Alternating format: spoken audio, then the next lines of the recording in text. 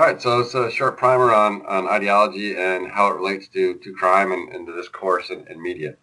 Um, I sort of touch on ideology in most classes I teach because of its strong relationship to crime, as we'll get to in a second, and because I continuously run into students who often sort of identify as one ideological camp, and then from their perspectives and values and what they tell me, they clearly belong to a different ideological camp. So I think it's worthwhile to sort of to go back and talk about this a bit. And the starting point is to sort of ask what an ideology is. And an ideology is sort of a way of looking at the world. Um, Oftentimes not in a sort of deliberate, calculated manner. It's kind of our sort of how we, on first blush, see things and see the world. Like what's our first conclusion we reach? What do we speculate about things? And they tend to be fairly firm. People tend not to waffle all over the ideological spectrum. Tends to be fairly consistent across different problems, and tends to be pretty emotionally charged. So if you find yourself, screaming at your parents over Thanksgiving dinner about some political issue, odds are you sort of hit one of those ideological nerves. Um, so it tends to be things, we don't do research and come to an ideology. We sort of learn from parents, from other people's. We kind of come to this understanding about how things are, how the world works. So in American politics, the two main sort of camps are liberalism and conservatism. Um, so the issue for me, and what I want to make sure people can do is sort of go back and connect the core values of each thought to the policy. Most often, students want to just jump to the policy and say, well, I know I'm a conservative because I like the death penalty. Well, how is that conservative? Like, what conservative value leads you to that point? Um, and so we're going to start talking about the core values of each camp. So the issue is, like, how do you know a conservative when you see one running down a dark alley? And so the core values of conservatism tend to be order and stability, respect for authority. So if there's a sort of conflict between an authority figure and somebody that wants to express their individual rights, conservatives tend to defer to the authority figures. Um, Conservatives tend to see outcomes in people's lives as a result of choices they've made and as a free will. So conservatives generally believe people ended up where they belong. So if you ask, why did somebody become wealthy? Conservatives say, well, they made good decisions, they invested well, they started a business, they saved their money. They made a bunch of good choices that led them to be wealthy. Similar, if you ask about crime, they tend to see the cause of crime as poor decision making. That people made bad choices. They chose to sort of seek their needs, pursue their wants through criminal activities versus non-criminal activities. And in that sense, then, the point of corrections, the response should be to, in a conservative world, to sort of punish those folks who make criminal decisions. And the idea is, if they have free will, and they're deciding crime versus not crime, if you consistently punish criminal acts, everybody else is going to sort of look on and say, well, I don't want to do that. That, in a nutshell, is what pointy-headed people call general deterrence, that if you punish offenders, everybody else looking on will say, well, that's not a choice I want to make. So that's conservative worldview in a nutshell, I guess.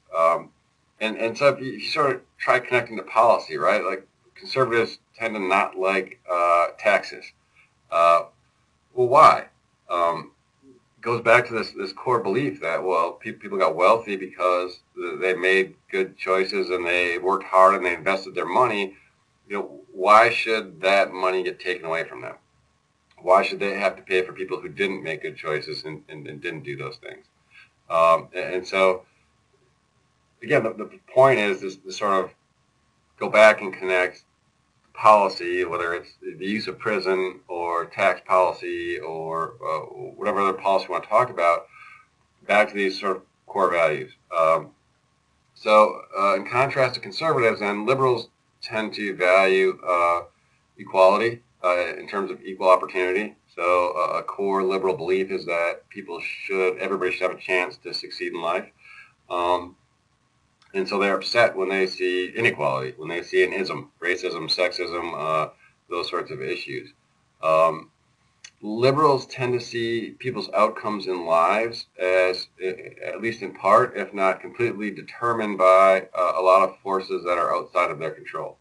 So, a liberal would say, well, what's the sort of most consistent, best way to become wealthy? You start with in a family that has a lot of money, right? They give you seed money to start a business. They provide you the best education that influences the sphere of people you hang around with. It influences the neighborhood you grow up in, and on and on and on. And they will say, well, yeah, that person may have made good decisions, but they had a lot more opportunity than somebody who grew up in a different neighborhood, whose parents didn't have money to start with, and so on and so forth. So at the end of the day, liberals see human behavior as largely caused rather than by free will. Now, there is a sort of a middle ground there, a more soft determinism that a liberal would say that yes, people choose, and yes, they have free will, but that free will is constrained by a variety of forces. So those forces could be, internal, that you have somebody that's biologically very impulsive, right? Well, yeah, they're going to make more poor choices because they have this impulsivity trait. And so because of that sort of core liberal set of values, that liberals tend to see crime as caused by, all kinds of social forces that, whether it's peer group and parenting and, neighborhood you grew up in and your biological makeup and on and on and on. And so traditionally liberals, because of that, in response to crime, have advocated rehabilitation. That is, that you fix the things that at the individual level cause crime. Or they've advocated sort of social change in ways that reduces inequality. So liberal worldview is that they want everybody to have an equal chance for success, that everybody should have access to a good education. They should have access to the sorts of resources that can get you sort of wealth and prosperity and other things. So that's sort of the core liberal conservative split. Radicals, liberals and conservatives, if they agree on anything, it's that the American sort of political structure is relatively sound, and that liberals would prefer more social democracy, whereas conservatives would not. Radicals basically argue that the whole system is screwed, and that the only way to sort of ensure equality is to have a socialist or communist system. They believe that capitalism at its core is sort of rotten, that it rewards those who seek power, and then people use their power to stay in power, and so on and so forth. Why does any of this matter for us?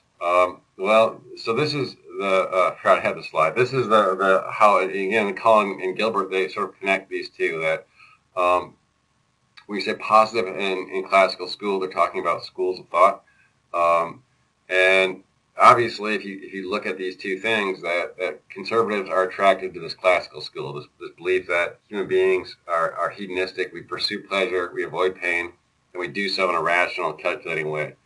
And because of that, they advocate that you attack crime through the criminal justice system, through the use of prison and punishment, and they tend to believe that deterrence works in that sense. In contrast, the school of positivism is sort of firmly rooted in the social sciences, the belief that you can identify biological, sociological, psychological causes of crime, that if you remedy them, you can reduce crime. And so there's a pretty clear link between a person's ideology and what they think is going to work. So, if you watch the media, there are entertainment shows about policing. There's infotainment shows about criminal justice system aspects that are geared more or less towards one of these other of these perspectives. That they send a message that, hey, the best way to reduce crime, take scare straight. That's a belief that what you need to do is take kids and show them how bad prison is going to be, right? Emphasize that the punishment is going to be very painful if they end up in prison. And that makes sense in this school up here, right? That if people are rational and they're thinking about this, and they don't want to experience pain, that they should, change their way of life. So media is sort of our big arena, and we'll talk more about this throughout the semester. That these sort of ideological battles are waged, and those ideological battles have become much more fierce, really since the 1960s. But in terms of media, since the big changes we've gone through in the 1970s and 80s. So if you think about watching television coverage of the last campaign and think about what themes Trump hit on to rile up conservatives. A big part of his theme was that there's all this disorder that whether it be illegal immigration or increase in murder rate or whatever you're hitting on, it's designed to sort of send this message that things are out of control and we're losing our stability and we're losing our order and we need to sort of take that back. You can do the same thing with the sort of liberal side, and they tend to, one of the things that liberals hit on are unjustified police shootings and the Black Lives Matter movement and those sorts of things, police abuse of power. So again, to liberal core, right, what do they value? They value equality, and so if you have police using a position of power to abuse folks, or that liberals are going to get upset about that. Dead criminologist Walter Miller is famous for saying that ideology is essentially the permanent hidden agenda of criminal justice policy. That much of the argument over what we should do about crime is not really based on science and what we know from criminology. It's based on these sort of gut feelings that relate to ideology. And you see that, we'll talk about that in terms of the media. The media tend to sort of frame crime in certain ways that does fall along ideological lines. So, one common frame used by the media is this belief that crime happens because we've sort of tied the hands of police officers and judges, that liberals have tied the hands of criminal justice officials in ways that let criminals sort of operate with impunity. A liberal frame is this idea that somebody sort of never had a chance because they grew up in the inner city. So you see that in sort of entertainment media. You see it in all sorts of stuff. So most of this is stuff we'll hit on later. This is kind of our first pass at that. So the last sort of thing to throw in here is that the nature of media has changed a great deal. It's become sort of how I look at it, like splintered. If you think about the term broadcasting, most of you have heard it, but have you really thought about what that means to broadcast? You send it out on the airwaves to everybody. And when there was, like when I was a kid, it was ABC, NBC, CBS. I think Fox started when I was preteen. That you had to sort of appeal to a wide swath of people, and so anything too edgy didn't make it out to broadcast. One of the first big changes was the advent of cable television, and once cable television caught on, the advent of sort of 24-hour news channels that could specialize in certain areas, and so no longer did you have to sort of have a show that could appeal to a wide variety of people. You could appeal to these little niches. And so that narrowcasting, now we have a situation where liberals watch MSNBC, where conservatives watch Fox News. I sort of think of it as like ideological pornography, that it becomes almost addictive. Just everything you hear on one of those shows, you're like, yeah, right. The bastards are doing this and the bastards are doing that.